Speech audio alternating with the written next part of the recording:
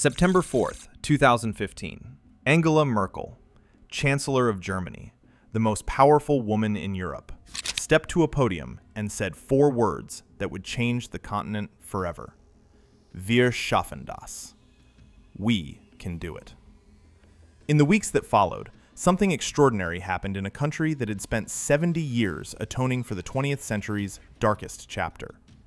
Germany opened its doors.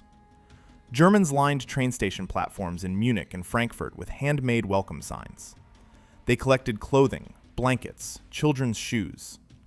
Volunteers organized by the tens of thousands, lawyers, doctors, teachers, university students, forming what the press called a spontaneous army of generosity. A nation that had carried the burden of its own history further than any living generation should have had to, was reaching, consciously, for a new identity. An open one, a generous one. Between 2015 and 2016 alone, over 1.2 million people crossed into Germany. Syrian families fleeing barrel bombs, Afghans fleeing the Taliban, Iraqis, Somalis, Eritreans, the largest movement of people into Western Europe since the end of World War II. The global press had a name for it: Willkommenskultur, welcome culture.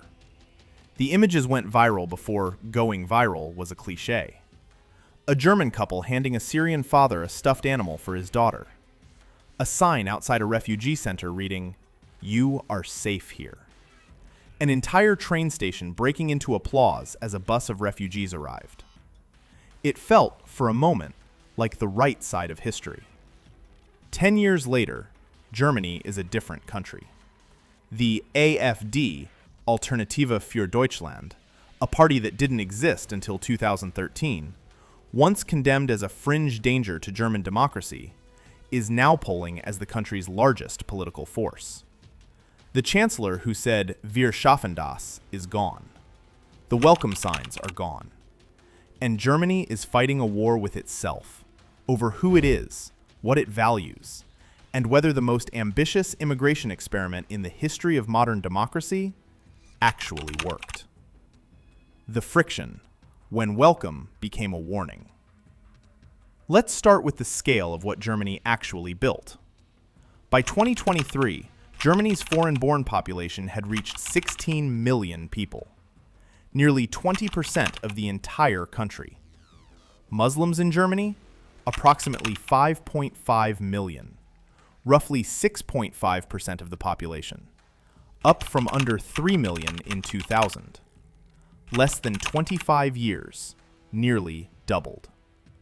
Germany's Turkish community, descendants of the Gastarbeiter, the guest workers brought in under labor agreements in the 1960s, had been there for 3 generations. They had carved out a place, imperfect, contested, but navigable. What arrived after 2015 was different, in scale, in pace, in cultural distance. In cities like Berlin-Neukölln, Frankfurt's Gallus district, and Duisburg-Marxloh, entire neighborhoods now operate almost entirely outside mainstream German life. German is the second language. Halal shops outnumber traditional bakeries. Arabic signage fills the storefronts. Mosques anchor the corners where Lutheran churches once stood. Germany has a word for this: Parallelgesellschaften, parallel societies. It is a term with enormous political weight. Because Germany knows, better than almost any nation on earth, what happens when a society fractures along cultural lines and never heals. But integration was never going to be automatic. Germany assumed that proximity would create belonging, that jobs, schools, and time would dissolve the distance between a family from Saxony and a family that arrived from Aleppo in 2015. It didn't. Not at that speed. A 2023 study by the Konrad Adenauer Foundation found that nearly 47% of young Muslims in Germany said Islamic law, Sharia, was more important to them than German law. Nearly half. That number landed in the German press like a detonation. And the system itself was buckling before anyone was ready to admit it. Germany spent over 20 billion euros on refugee integration in 2016 alone. Language courses were overwhelmed. Wait lists stretched 18 months in major cities. Housing became a crisis. Tent cities appeared in public parks. Schools in Berlin and Hamburg reported classrooms where over 80% of students did not speak German as a first language. Teachers weren't trained for this. Cities weren't funded for it. And ordinary Germans began to feel it personally. Long-term residents in subsidized housing blocks found themselves relocated, their apartments repurposed for refugee accommodation. Community centers converted. Public pools with new gender-segregated hours. Small daily frictions that never make the international headline, that accumulate quietly, that compound. And then came the crime statistics. In 2024, Germany's federal police data showed asylum seekers and recent migrants significantly overrepresented in violent crime. Knife attacks, sexual assaults, gang-related incidents, relative to their share of the total population. The government's own numbers. The Cologne New Year's Eve attacks came earlier, 2015. Over 1,200 women filed reports of sexual assault in a single night, predominantly men of North African and Arab origin.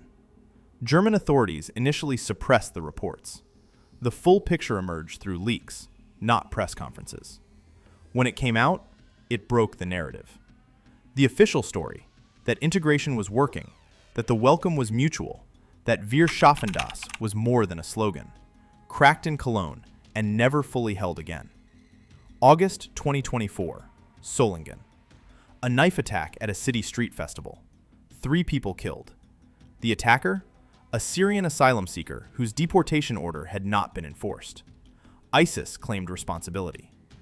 Germany announced emergency border controls within 48 hours, not as a long-term policy, as a reaction, because the pressure had become impossible to contain. The standoff, the political earthquake, September 2024. State elections in Thuringia and Saxony. The AfD won Thuringia. First time a far-right party has won a German state election since 1933. Read that again. Since 1933. In a country where the word Nazi is not hyperbole, it is living memory, it is family photographs, it is graves at the edge of every major city. That result landed with the weight of a historical verdict. The established parties refused to govern with the AfD. They drew a firewall, a bright official line. These people do not get a seat at the table. But you cannot hold a firewall when the voters keep moving the ground beneath it. By early 2025, national polls showed the AfD at 21 to 25%, consistently Germany's second largest party, and in some surveys, the first. Their platform was not subtle. Stop mass immigration, immediately. Deport failed asylum seekers, aggressively. Restore what they called the cultural sovereignty of the German nation. The established parties called it a threat to democracy. Millions of German voters called it the only honest conversation anyone was willing to have. Friedrich Merz, CDU leader, the man positioning himself as the responsible alternative to AfD extremism, had watched his base erode for years. His response in February 2025 was not to reclaim the center. It was to move toward the pressure. Merz introduced a sweeping motion in the Bundestag. Strict border controls, accelerated deportations, a fundamental overhaul of Germany's asylum system. To pass the motion, he accepted AfD votes. The first time since World War II that a major German party had relied on far-right support to pass legislation in the national parliament. The political center didn't shift, it shattered. Hundreds of thousands took to the streets. Berlin, Hamburg, Munich, Frankfurt, Cologne. Signs invoking 1933. Chants of never again. Calls for Merz to resign. The CDU held firm. Because Friedrich Merz had read the same polls everyone else had read. He understood what the alternative was. Doing nothing. And in the Germany of 2025, doing nothing was no longer a survivable position. Social media had guaranteed that. Every knife attack, every leaked crime report, every video of a confrontation, stripped of context, stripped of nuance, spread across German platforms in hours. The government had lost the information war years before it lost the electoral one. The Firewall, the great post-war promise Germany had made to itself, was the first casualty of a migration crisis that moved too fast for democracy to process. It doesn't stay in the streets, it walks into parliament, and it votes. The bigger map. Here is what everyone watching Germany from the outside gets wrong. They think this is a story about the far right. It isn't. They think this is a story about Islam. It isn't. They think it's simply a story about Merkel's judgment in 2015. It's more fundamental than that. Germany is a warning about speed. No stable democracy has ever attempted to absorb this volume of culturally distinct migrants in this compressed a time frame without significant fracturing. Not Sweden, not France, not Britain, not anywhere. Sweden opened its borders, and by 2024 had the highest rate of gang-related shootings in Europe. France built its multicultural republic, and today its government cannot fully enforce the law in its own suburbs. Britain voted for Brexit in 2016.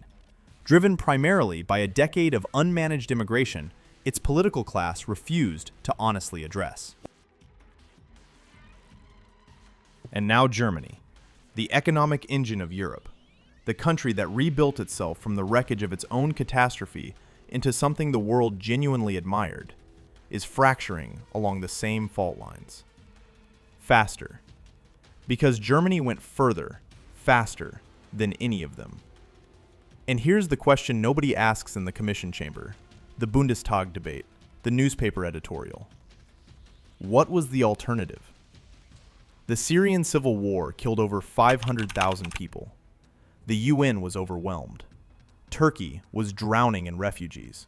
Lebanon was destabilizing. The Mediterranean was already a graveyard. People were dying by the thousands before anyone in Berlin said a word. Germany didn't create the crisis. It tried to absorb one. And it discovered, as every nation that has tried discovers, that a country's identity is not infinitely elastic. That culture is not a bureaucratic formality. That integration does not happen because a government announces it. And that telling half a population their concerns are racist does not make those concerns disappear.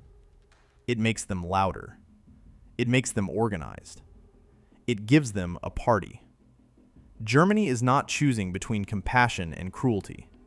It is choosing between a managed reckoning, honest, slow, politically costly, and an unmanaged collapse that is already accelerating. The EU is watching. The United States is watching. Japan is watching. Because the question Germany cannot answer, the question no government will raise cleanly, is not, how many people can a nation absorb? The question is, how fast? And whether any democracy can find that answer before the politics make the question irrelevant. If you made it this far, you already see the bigger map. Germany didn't fail because it tried to help. It failed because no society, no matter how wealthy, how organized, how morally motivated, can move at that speed without consequence. The consequences have arrived. A party once called unthinkable now leads the polls. A parliament crossed a line it swore it would never cross. A population that built the modern world's most celebrated atonement story is now fighting over whether it recognized its own streets. The only question left is whether Germany can navigate what comes next, or whether the fractures are already too deep to close. Drop a comment. Do you think Germany can course correct in time, or has the damage already been done? And if this story feels familiar, it should. Watch what happened in Sweden. The timelines mirror each other almost exactly. The endings aren't written yet. Thanks for being here. Subscribe and turn on notifications. Every week, we go deeper. The map is always bigger than they're showing you.